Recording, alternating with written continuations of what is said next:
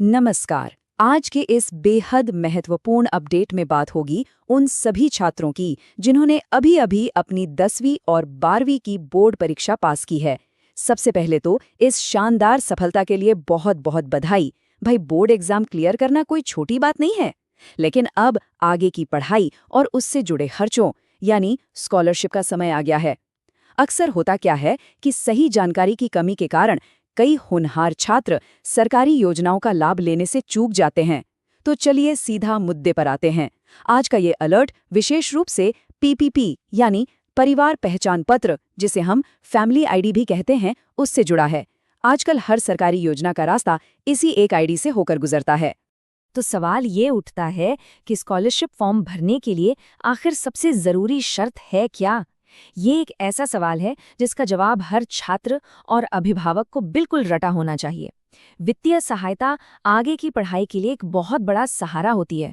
जरा सोचिए, क्या होगा अगर एक छोटी सी कागजी गलती की वजह से ये शानदार मौका हमेशा के लिए हाथ से निकल जाए? ये कोई डराने वाली बात नहीं है, बल्कि एक कड़वी सच्चाई है। सरकारी प्रक्रियाएं, जैसा कि हम सब जानते हैं, बहुत ही सख्त नियमों पर चलती हैं। अगर पहली सीढ़ी ही छूट गई तो पूरी की पूरी फाइल वहीं रुक जाती है। तो आखिर वो कौन सा एक कदम है जो हर हाल में उठाना ही है? आइए इस शर्त को थोड़ा और गहराई से समझते हैं।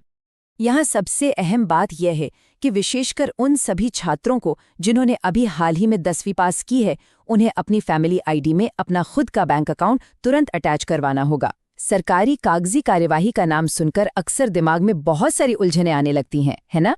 लेकिन यहाँ मामला बिल्कुल सीधा है। ये नियम अब 100% अनिवार्य हो चुका है। दरअसल सरकार डायरेक्ट बेनिफिट ट्रांसफर यानी डीबीटी के जरिए पैसे सीधे छात्रों के बैंक खाते में भेजती है।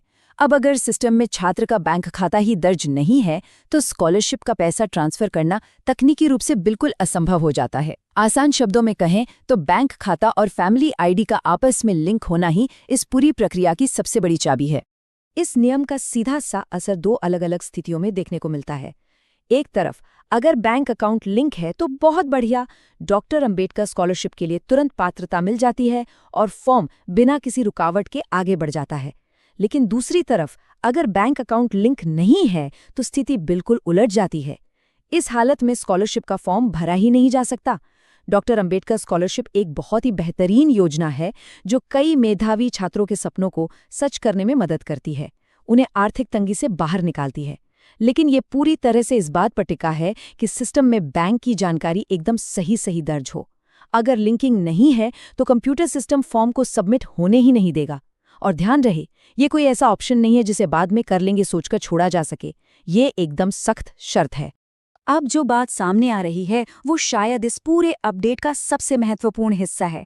ये जो बैंक अकाउंट लिंक होने की प्रक्रिया है ना, ये कोई जादू नहीं है कि आज बटन दबाया और कल हो गया। इसमें पूरा 1 महीना या उससे भी ज्यादा का समय लग सकता है। सरकारी विभागों में डेटा अपडेट होने में वक्त लगता है। जब बैंक खाते को फैमिली आईडी से जोड़ा जाता है तो कई स्तरों पर वेरिफिकेशन होता है। बैंक के सर्वर और सरकारी सर्वर के बीच जानकारियों का मिलान किया जाता है। बीच में सार्वजनिक छुट्टियां आ सकती हैं या किसी तकनीकी गड़बड़ी की वजह से आवेदन वापस भी आ सकता है, जिसे दोबारा भेजना पड़ता है। और इन सब में समय लगता है। इसलिए ये समझना बहुत जरूरी है कि यहाँ समय की कीमत सबसे ज्यादा है। अगर फॉर्म भरने की लास्ट डेट आ गई और अकाउंट लिंक ही नहीं हुआ तो सारी योग्यता और मेहनत बेकार चली जाएगी।